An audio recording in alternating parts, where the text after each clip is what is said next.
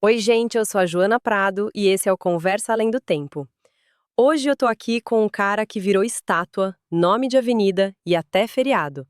Mas antes de tudo isso, foi gente de carne, osso, medo, raiva e muita estratégia. Ele viveu num Brasil em que ser negro significava nascer com o corpo à venda. Ao mesmo tempo, ajudou a construir uma das maiores experiências de liberdade desse país. Ai, gente, eu tô muito animada. Estamos falando de Zumbi dos Palmares. Hoje eu quero conversar com ele não só como símbolo, mas como líder, como homem que lutou por liberdade inteira. Zumbi, muito obrigada por topar essa conversa. Joana, eu que agradeço o convite. Passei tantos anos querendo falar com o povo deste tempo, que para mim, só estar aqui conversando já é uma vitória. Hoje eu sento à mesa, respiro fundo e não tô acorrentado. Só isso já diz muita coisa. Você falou de estátua, de homenagem, dessas coisas todas que inventaram depois. Quando eu ouço isso, eu penso assim: antes de virar pedra, eu fui carne que sangrou.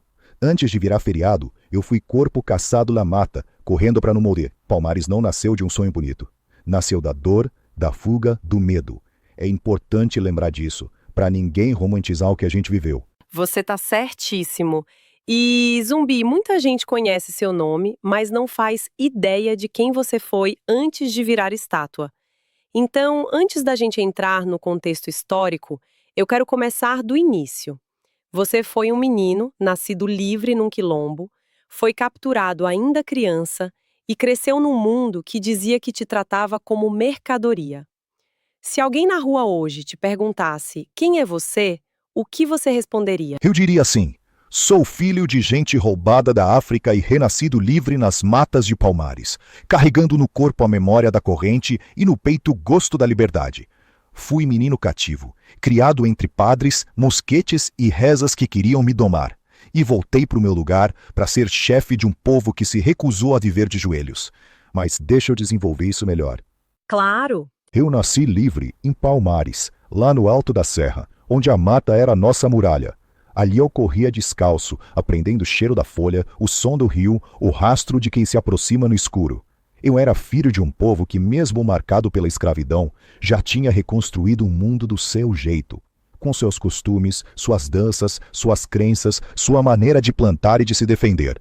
Até que um dia, ainda pequeno, a guerra chegou mais perto de mim do que eu podia imaginar. Um bando de soldados e bandeirantes subiu a serra, queimando a roça, atacando o mocambo e capturando quem podiam. E, felizmente, eu fui um desses levados, arrancado de casa ainda menino. Putz, você lembra desse dia? Eu lembro mais ou menos, mas lembro principalmente da sensação de perder o chão. Olhar em volta e não ver mais rosto conhecido. Não ouvir mais o toque do tambor.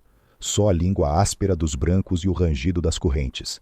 Fui parar em casa de padre, batizado com o nome de Francisco, como se trocando o nome pudessem apagar quem eu era.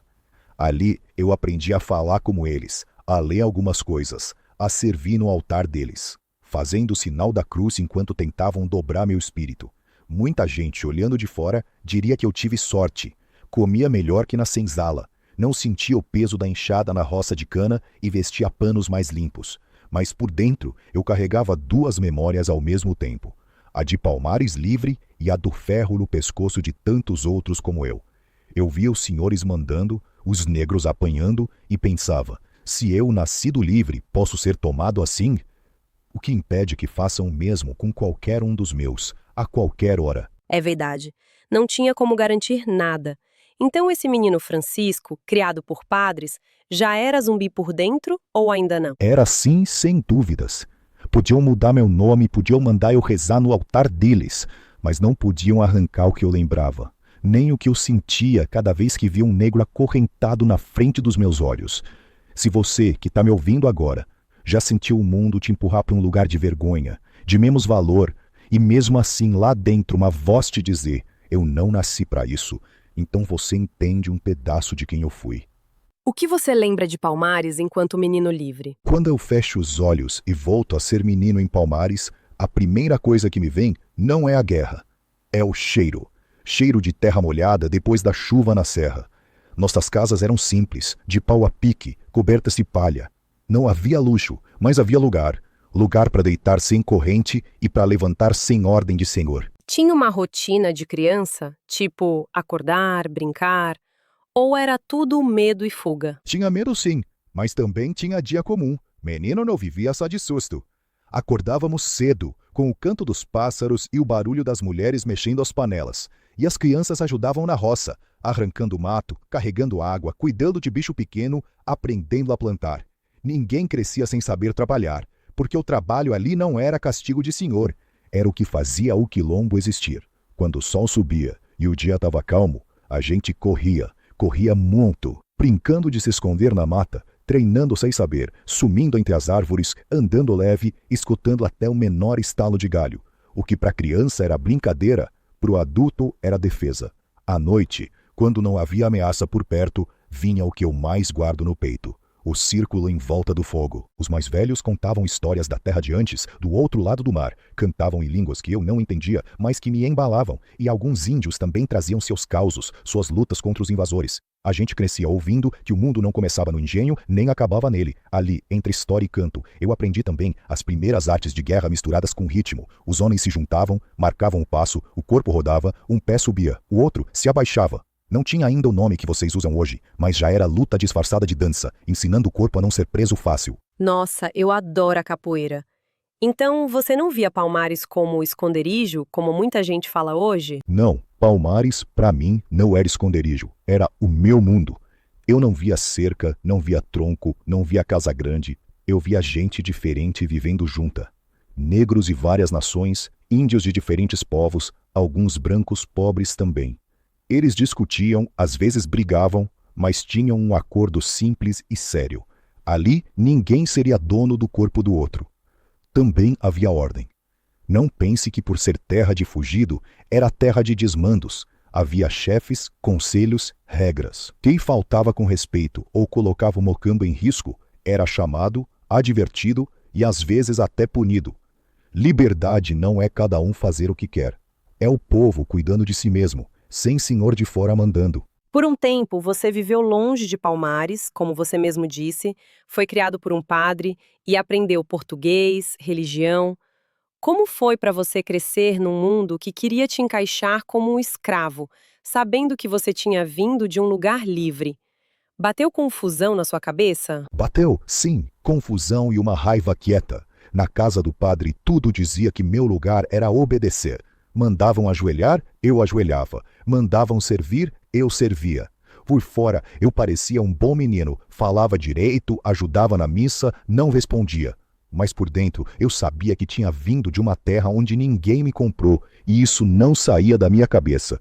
Era como viver dividido em dois. De um lado, o mundo dizendo: tu és menor, tu deves servir, Deus quer assim. Do outro, a lembrança de Palmares, com gente negra de cabeça erguida, criança correndo solta, ninguém sendo leiloado. Ah, lembrança de Palmares, com gente negra de cabeça erguida, criança correndo solta, ninguém sendo leiloado. Ao menos, ninguém sendo leiloado. Você chegou a acreditar que o lugar de negro era servir? Por um tempo, quase que eu acreditei. Quando a gente é criança e todos os adultos repetem a mesma coisa, a dúvida entra devagar. Eu pensava, e se for verdade? E se liberdade foi só um sonho curto? Mas cada vez que eu via um negro no tronco, algo em mim endurecia, e a confusão foi virando decisão. Se esse Deus e esse mundo precisam que uns mandem e outros apanhem, então não são meus senhores. O que eu aprendi ali, língua, costume, jeito de pensar dos brancos, não matou quem eu era. Enquanto eles tentavam me encaixar como servo obediente, eu estava aprendendo como fugir, como voltar, como lutar melhor. Então sim, houve confusão na cabeça. Só que no fim, a lembrança de ter sido livre falou mais alto do que o ensino de ser escravo. Quando você volta para Palmares, já jovem, como é que o povo te vê? Você era o menino que foi levado pelos brancos e voltou diferente?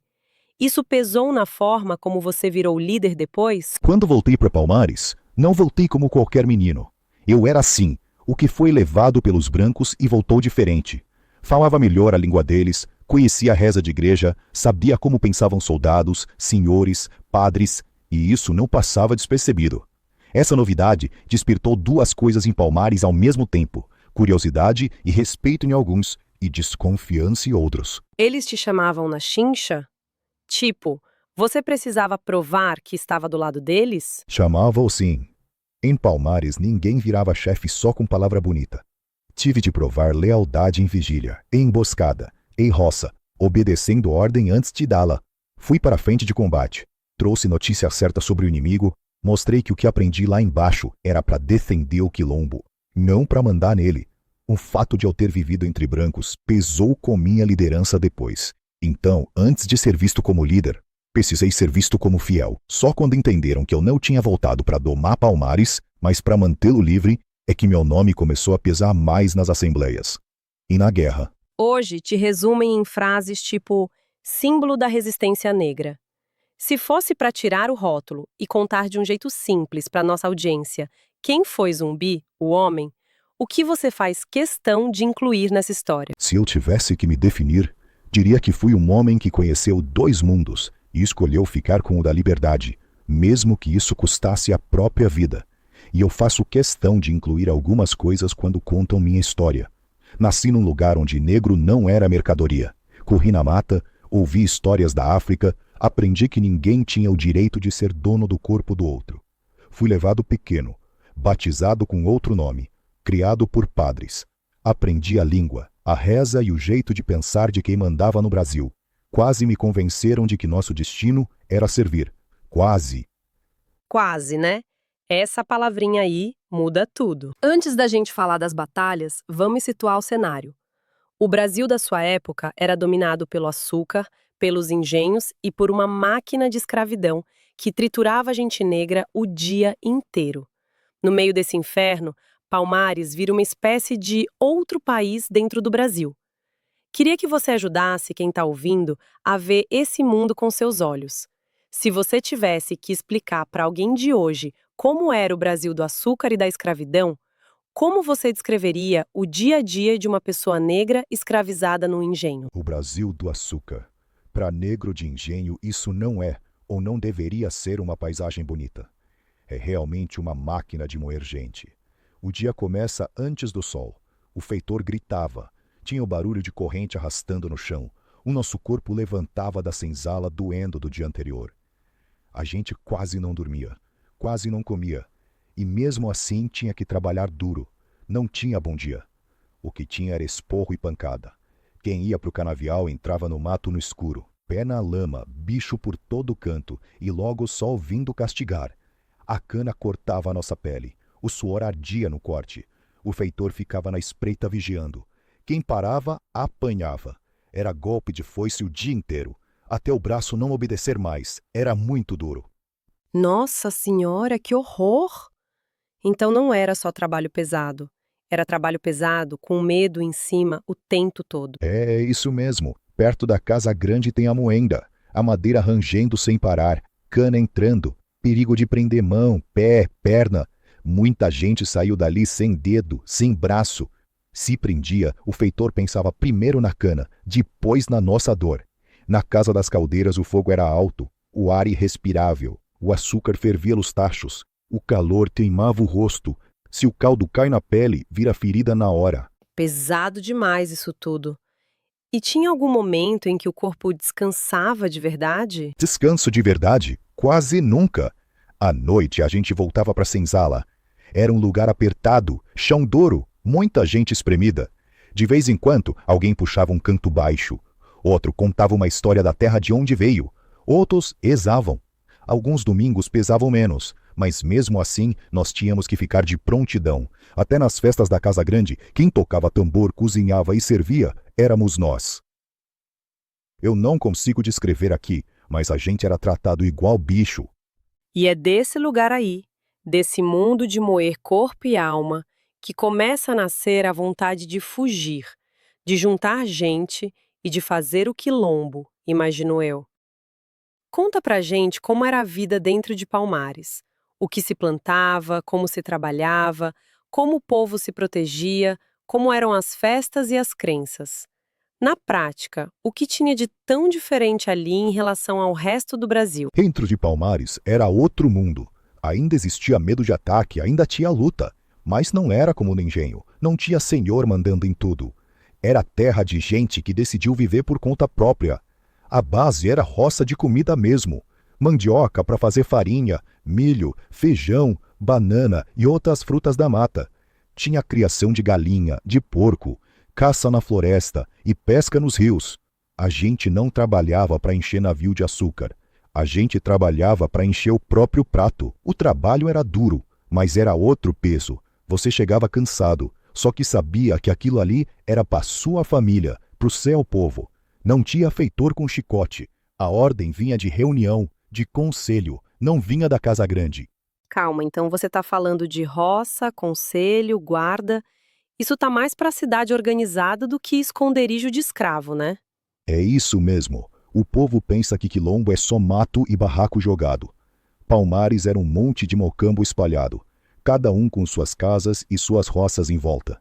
E tinha um lugar maior, que a gente chamava de Macaco, que era como se fosse a capital. Ali se juntava a liderança, fazíamos assembleia, decidíamos o caminho de guerra e de paz. Para se proteger, a gente usava o que a serra nos dava. O mocambo era em lugar alto, cercado de mata fechada. No caminho tinha fossos, buracos e armadilhas. Tinha vigia na mata, gente espalhada nas trilhas. Se a tropa inimiga se mexia, a notícia corria rápido.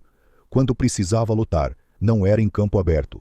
Era coordenado com emboscada, ataque rápido e esconderijo na mata. A gente conhecia cada pedra e cada riacho. Isso era nossa arma também. Era tudo muito bem organizado. Já a comida era partilhada. Tinha danças, celebrações nas colheitas e nas libertações. A cultura era diversa. Cultos africanos, rezas cristãs, rituais misturados, todos com liberdade de crença, sem medo de senhor ou castigo. Palmares era resistência, mas também era um lugar onde o povo podia ser gente. Como vocês se organizavam politicamente para segurar tanta gente e ainda enfrentar ataque de português, holandês e bandeirante? Para segurar tanta gente e ainda encarar ataques, a gente se organizava assim. Tinha um centro, o Mocambo do Macaco. Ali ficava o rei, primeiro Ganga Zumba, depois eu. Era onde a gente se juntava para decidir as coisas grandes. Não era só a minha vontade que prevalecia. Vinham os chefes dos outros mocambos e cada um falava pelo seu povo. Então era tipo um conselho de chefes, não um homem mandando sozinho. Isso mesmo. Era uma espécie de conselho. Cada mocambo tinha o seu chefe. Ele cuidava da roça, das casas, das brigas internas. Quando o assunto era guerra ou acordo, ele subia para o macaco. A gente fazia assembleia, discutia o caminho e pronto. Quando uma decisão era pesada, não se tomava sozinho. Por exemplo, para a guerra, tinha gente certa. Tinha chefe de guerra que organizava as tropas. Tinha vigia na mata, batedor em caminho de branco, gente misturada nas vilas ouvindo conversas. Quando uma tropa saía de Pernambuco ou de Alagoas, a notícia corria de boca em boca até chegar no macaco. Aí o conselho decidia: emboscada, retirada, contra-ataque e por aí vai. Nossa, genial! Me lembrou um pouco a tática usada pelos Incas em Machu Picchu. Mas como é que não virava cada um por si na hora do medo? Aí entrava a disciplina. Traição era coisa séria. Se alguém entregasse o caminho, deixasse gente para trás, quebrasse acordo, o conselho julgava e pulia. Ao mesmo tempo, quem trazia fugitivo, quem lutava bem, quem guiava a tropa, ganhava respeito e voz. Isso segurava o povo junto. A força de Palmares não era só na espada, era na forma de mandar. Rei no centro, chefes de mocambo em volta, conselho para decidir, guarda para vigiar. E o povo sabendo que aquela terra era a única coisa entre ele e a corrente, logo existia um interesse em manter os combinados no quilombo. Quando você olha para o Brasil de hoje e vê periferias, favelas e comunidades que também são territórios de sobrevivência, cercados por polícia, milícia, Estado, que paralelo você faria com Palmares? O que se repete? Quando eu olho para essas comunidades de hoje, eu vejo muita coisa que eu conheço de longe. Muda a roupa, muda a arma, muda o nome. Mas a ideia que manda é parecida. Em Palmares, a gente era cercado por tropa, bandeirante e capitão do mato. Hoje, muito lugar de favela é cercado por polícia, milícia, Estado que só aparece armado. Lá atrás diziam quilombo é ninho de bandido. Hoje falam favela é lugar de bandido. É a mesma língua para desumanizar o povo e justificar o uso da força. Então, o preconceito que tinham de Palmares é parecido com o preconceito que tem da favela hoje, certo? Eu acho que sim. O que tem é gente negra e pobre empurrada para o canto da cidade, pouco serviço, pouca escola e muito fuzil apontado quando o Estado chega.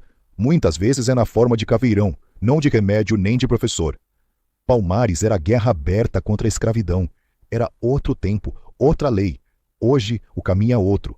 É organização de comunidade, luta por moradia, por transporte, por respeito.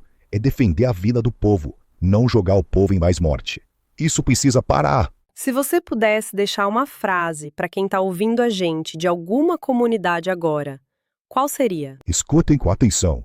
Vocês não são o problema. Vocês são a prova viva de que este país ainda não aprendeu a dividir a terra, a riqueza e o respeito. Quando vocês se juntarem para cuidar um do outro, para não deixarem crianças entrarem para o tráfego e para fazer a cultura subir o morro, isso aí é semente de Palmares também. Agora a gente entra numa treta pesada. O acordo proposto pelos portugueses para o Gangazumba, esse é aquele momento clássico de história em que a pergunta é: até onde vale negociar com o opressor? Quando os portugueses chamam Gangazumba para negociar e oferecem liberdade só para quem já tinha nascido em Palmares, o que você sentiu quando soube dos termos? Quando eu ouvi os termos direitinho, liberdade só para quem já tinha nascido em Palmares e o resto do povo jogado de volta pro tronco. O que subiu primeiro não foi nem medo. Foi queimação no peito, foi raiva e vergonha misturada. Isso para mim era dizer que tinha negro de primeira e negro de segunda. Eu não aceitava isso. Mas você chegou a achar que podia ser armadilha, jogo dos portugueses para quebrar Palmares por dentro? Cheguei sim. Tinha uma desconfiança grande. Português não muda de coração assim. Ele muda de tática. Quando ele vê que não ganha fácil na espada, ele tenta ganhar na palavra. Divide o povo. Promete um pedaço para alguns, para deixar o resto mais fraco. Mas, para além da armadilha, tinha uma coisa que doía mais. A ideia de assinar um papel aceitando que meu povo continue escravizado, contanto que me deixe em paz. Isso era péssimo. Putz, que merda! Então, no fundo, o que mais te feriu foi a ideia de deixar gente para trás nessa luta por liberdade, né? Foi isso. Eu podia até morrer em guerra. O que eu não podia era viver em paz, sabendo que lá embaixo no engenho tinha irmão meu sangrando na mesma hora em que eu dormia livre por causa de um acordo. Você compra uma briga enorme ao se opor ao seu próprio tio. Como foi esse conflito interno em Palmares? Você tinha medo de dividir o quilombo? De se tornar visto como o radical que atrapalha a paz? Olha, brigar com o inimigo já era pesado. Brigar dentro de casa dói dobrado. Gangazumba era meu tio, meu rei, homem que eu respeitava. Quando ele aceita sentar com o português e volta falando de acordo, meu sentimento não é vou derrubar ele. É como é que eu salvo meu povo sem rasgar o que eu acredito. Tinha sim medo de dividir Palmares, porque eu sabia, se o quilombo racha, o inimigo entra pelo meio. Tinha Mocambo que olhava para mim e dizia: Zumbi é muito duro, tá escolhendo guerra sem necessidade. Tinha gente cansada de luta, querendo um pedaço de sossego, qualquer que fosse o preço. Então tinha gente que te via como o problema, não como solução. Tinha sim. Para alguns eu virei o teimoso, o que não entende que é hora de parar. Só que para mim, parar daquele jeito era o mesmo que ajoelhar. Eu pensava assim: hoje eles libertam quem nasceu em Palmares, amanhã prendem de novo, e quem assinou o papel vira a guarda da cerca. Eu disse pro meu tio que aquele acordo matava a alma de Palmares. Ele dizia que salvava vidas. Eu dizia: salva umas hoje para entregar muitas amanhã. E aí, com essa divergência toda, chega uma hora que não dava mais para caminhar na mesma trilha. Ali você escolhe. Melhor continuar em guerra, lutando por liberdade para todo mundo, do que aceitar um pedaço de liberdade para alguns. Olhando para o Brasil de hoje, cheio de acordo político meia-boca, você acha que a gente ainda repete esse padrão de aceitar migalha em vez de justiça? Repete sim. Muda o cenário, mas o truque é muito parecido. Na minha época, o papo era: aceita esse pedacinho de liberdade aqui e finge que não tá vendo o resto do povo na corrente. Hoje, muitas vezes aceita esse remendo de direito aqui, essa lei capenga, esse programa pela metade, e não mexe na estrutura que pisa em vocês. Em vez de dividir poder e riqueza de verdade, jogam migalha e chamam isso de conquista histórica. Mas então não vale nunca aceitar avanço pequeno? Sempre tem que ser tudo ou nada? Veja bem, não é isso. Passo pequeno pode ser o caminho, O problema é quando ele vira parada, quando o povo começa a acreditar que aquilo é o máximo que merece, quando quem está no alto usa o meio avanço para calar a boca de quem pede justiça inteira.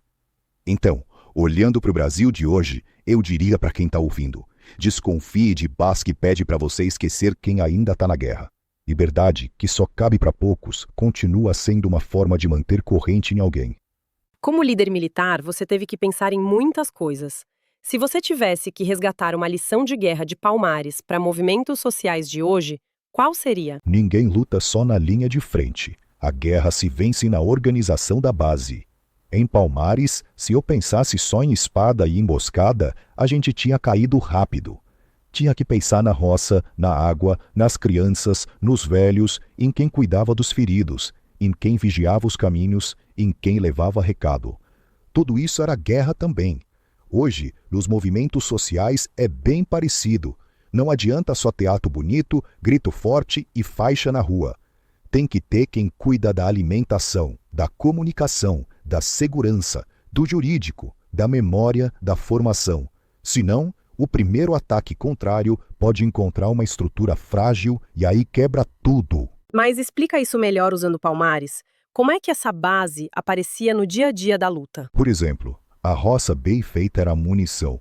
Se faltasse comida, faltava soldado.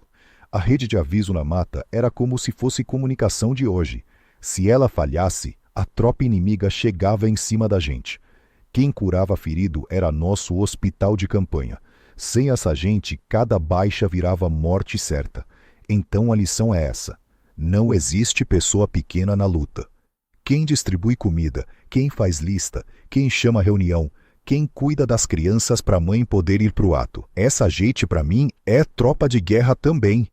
Ou seja, se o movimento só enxergar herói na frente da câmera, já começou a perder a batalha que você está falando, né? Muito importante mesmo esses pontos. Tentando avançar um pouco mais, chega a hora mais dura da sua história: os grandes ataques finais, especialmente a campanha de Domingos Jorge Velho, bandeirante contratado para destruir Palmares de vez. Canhão, milhares de homens, fogo e mucambo, morte para todo lado. E mesmo assim, resistência até o último suspiro. Quando você soube que os colonos tinham contratado um bandeirante experiente, trazendo um exército enorme com artilharia pesada para cima de vocês, o que passou pela sua cabeça? Quando eu soube que tinham botado preço alto na nossa cabeça e chamado Domingos Jorge Velho com tropa grande, índio aliado, canhão e tudo, não passou na minha cabeça acabou. Passou assim: agora é o pior de todos. Eu já sabia que vinha coisa grande. Quando o senhor começa a gastar muito dinheiro para te destruir, é porque ele tem medo de você. Então eu pensei duas coisas ao mesmo tempo. A primeira era: a gente aguenta. E a segunda: não vai ser igual às outras vezes. Como assim não vai ser igual? Antes, a gente batia e sumia na mata. O inimigo via cansado, com pouca comida, sem conhecer o caminho. Agora não. Era tropa acostumada a caçar índio, acostumada a mato, com canhão, com reforço, com promessa de terra e prêmio. Então, na minha cabeça, a pergunta não era se acabou. Era: como é que eu faço esse povo resistir até o fim e ainda deixar caminho para quem sobreviver continuar a luta em outro lugar? Então, mesmo sabendo que o golpe vinha mais pesado que nunca, você decidiu ficar até o fim? Sim, decidi. Ali não era só minha vida. Era a história de todo mundo que tinha fugido para o mato, acreditando que Palmares era possível. Se eu corresse primeiro, eu mesmo ajudava Domingos Jorge Velho a vencer. Preferi cair de pé e espalhar o máximo de gente possível pela serra, para a ideia de Palmares não morrer junto com as paredes queimadas. Quero que você leve a gente para aquele dia do ataque à Cerca Real do Macaco, capital de Palmares. Barulho, fumaça, grito, gente correndo. Que cena daquele combate você não consegue esquecer? O que não sai da minha cabeça é o som do primeiro canhão acertando a cerca. A gente estava na paliçada, flecha pronta, mosquete carregado, todo mundo firme. De repente vê aquele estrondo seco, o chão treme, madeira voa, fogo sobe. Não é mais só grito de guerra. É grito de gente pegando fogo, de mãe chamando filho, de ferido pedindo para não ser deixado. Eu lembro de ver um pedaço da cerca abrir, cheio de fumaça, e por aquele buraco começar a entrar soldado. E mesmo assim, negro ferido, sangrando, levantando para segurar a passagem na unha. Quando te matam e levam sua cabeça para ser exposta em praça pública, qual é a mensagem que você acha que o poder colonial estava tentando mandar para os negros do Brasil? E o que essa imagem, corpo negro exibido como aviso, tem a ver com a forma como o Estado trata corpos negros hoje? Quando eles cortaram a minha cabeça e levam para a praça, pendurada, e deixaram apodrecendo no sol, a mensagem é simples e cruel. Olha bem, é isso que acontece com o negro que sonha com a liberdade inteira. Fugir já é crime. Organizar quilombo, então, é sentença de morte. Eles queriam matar o corpo e matar a ideia. Queriam que cada negro de engenho, cada mulher na senzala, cada jovem acorrentado pensasse assim: se até o chefe de Palmares terminou assim, não tem saída para nós. Então era menos sobre você e mais sobre o recado para o resto, né?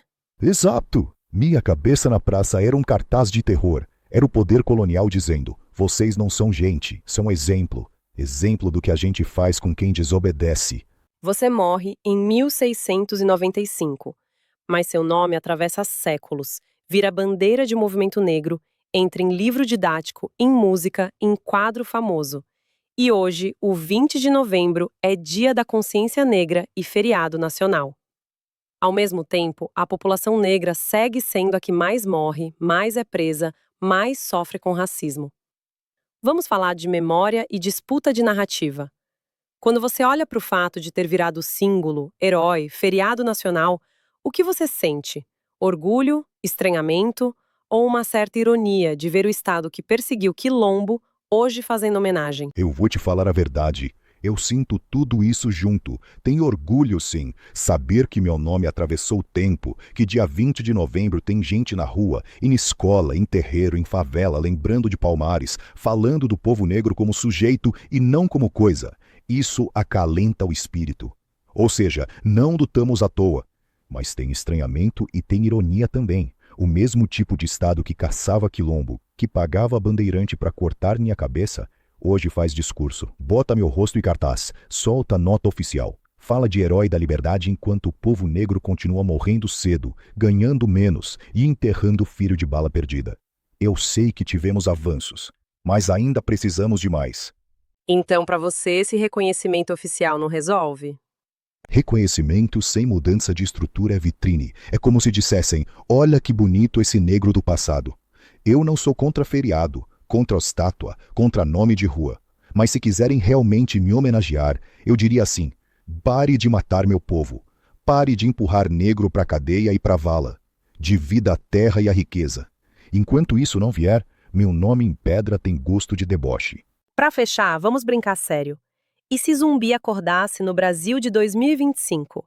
Não mais na Serra da Barriga, mas num país com favela, internet, polícia militar, bolsonarista, movimento negro organizado, quilombos reconhecidos, mas também muita violência e desigualdade. Que escolhas ele faria hoje? Se você despertasse hoje no Brasil e tivesse um dia para andar pelo país, para onde iria primeiro? E por quê? Se eu acordasse hoje, em 2025, eu ia pra favela. É aí que eu ia procurar onde Palmares ainda tá respirando. Queria ver quem tá segurando a vida no fio. Mãe solo, jovem preto parado em abordagem, criança crescendo entre tiro e baile, igreja e terreiro, escola ruim e sonho grande. Você iria para a favela para quê? Para falar? Para ouvir? A ouvir primeiro. Em Palmares, antes de mandar em guerra, eu ouvi o povo. Aqui eu ia fazer igual. Sentar com o movimento de base, com associação de moradores, com coletivo de cultura, com quem luta por transporte, por água, por teto. Ver onde a chama está acesa. Depois, aí sim, eu ia atrás de quilombo de hoje, terra reconhecida, liderança preta rural, povo brigando por território e mato em pé. Primeiro ia onde o Estado pisa mais forte, para olhar no olho do meu povo e dizer: eu caí lá atrás, mas a luta de vocês é continuação da nossa. Se for para recomeçar, eu recomeço daqui, do lado de vocês, não do lado do palácio. O que você diria, olho no olho, para um jovem negro ou quilombola de hoje que se sente encurralado entre violência policial, falta de grana e racismo no trabalho?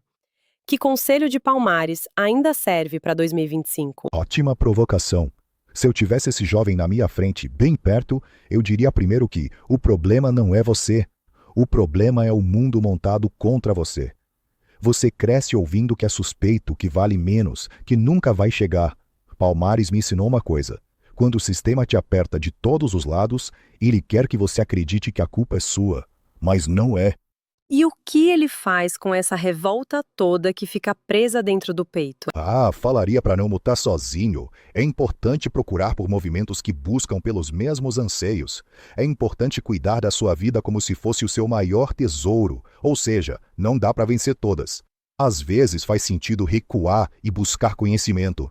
Isso vai te facilitar o caminho, seja ele qual for. Se te colocassem numa cadeira no Congresso Nacional e dissessem, Zumbi, escolhe uma lei para criar ou uma para derrubar.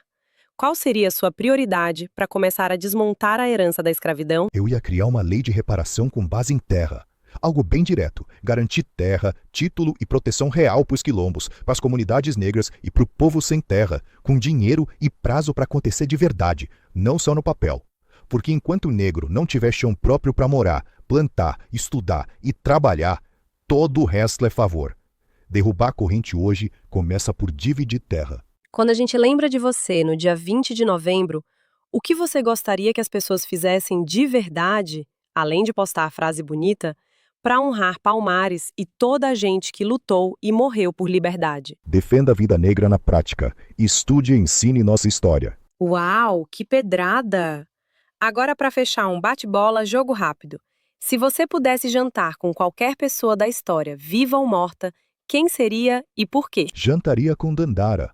Porque antes de qualquer herói, tem a mulher que ajudou a sustentar tudo isso. Queria ouvir dela se o que a gente fez em Palmares valeu o preço e pedir que me contasse o que ela faria com o Brasil de hoje.